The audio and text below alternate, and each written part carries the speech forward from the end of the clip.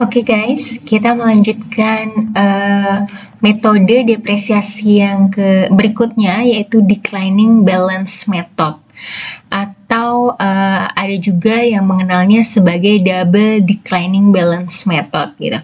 Kenapa disebut double declining balance method? Karena rate-nya tuh sebenarnya dipakai itu rate seperti di straight line method, cuma nanti dikali 2 gitu.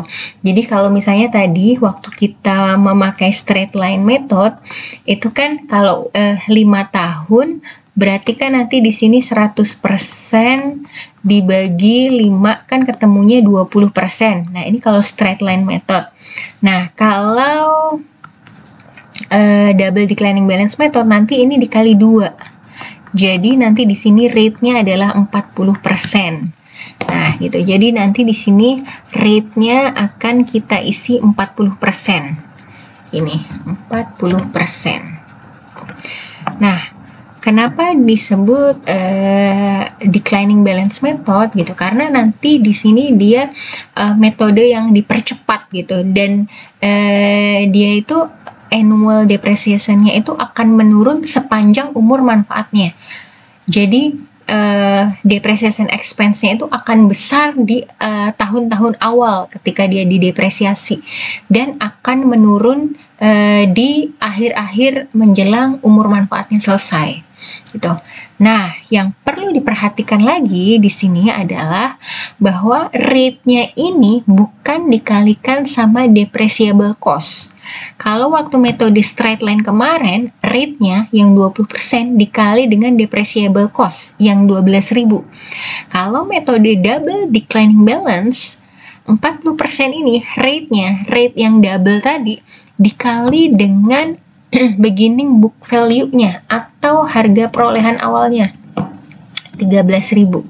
Nah, nanti seterusnya ini akan dikali dengan book value-nya. Gitu. Oke, sekarang kita akan menghitung annual expense, annual depreciation expense ya. Ini annual depreciation expense. Annual depreciation expense untuk tahun pertama. Oke, untuk tahun pertama berarti di sini 13.000 dikali 40%. Oke, ketemulah 5.200. Ini accumulated depreciation-nya. Maka di sini book value-nya adalah 13.000 dikurangi dengan accumulated depreciation-nya. Nah, 7.800.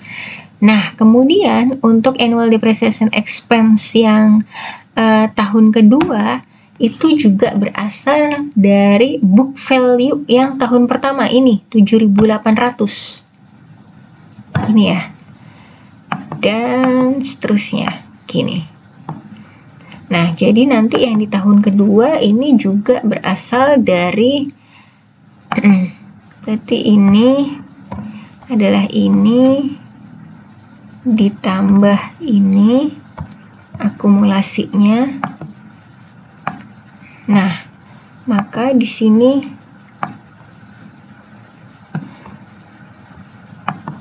salah.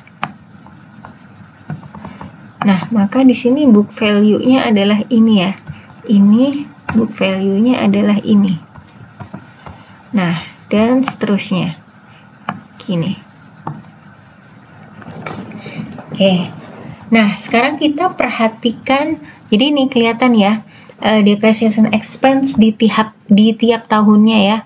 Nah, hati-hati, pengali dari rate-nya adalah beginning book value-nya. Beginning book value 2021 adalah ending book value dari tahun 2020. Beginning book value di tahun 2002 adalah ending beginning di tahun 2021. Gitu ya, paham ya? Nah, sekarang kita agak pay attention di tahun terakhir.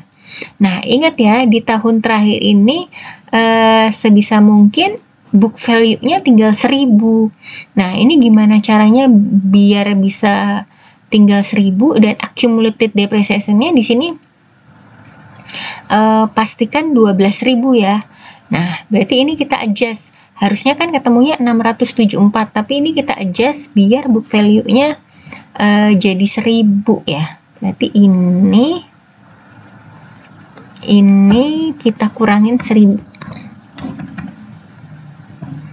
Nah, jadi di sini annual depreciation di tahun 2024 685. Ini bentuk adjustment kita aja sih, ini biar accumulated depreciation-nya 12.000 dan book value-nya 1000.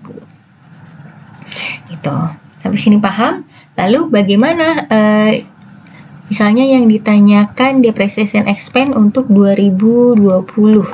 Berarti jurnalnya adalah depreciation expense pada accumulated depreciation sebesar berapa?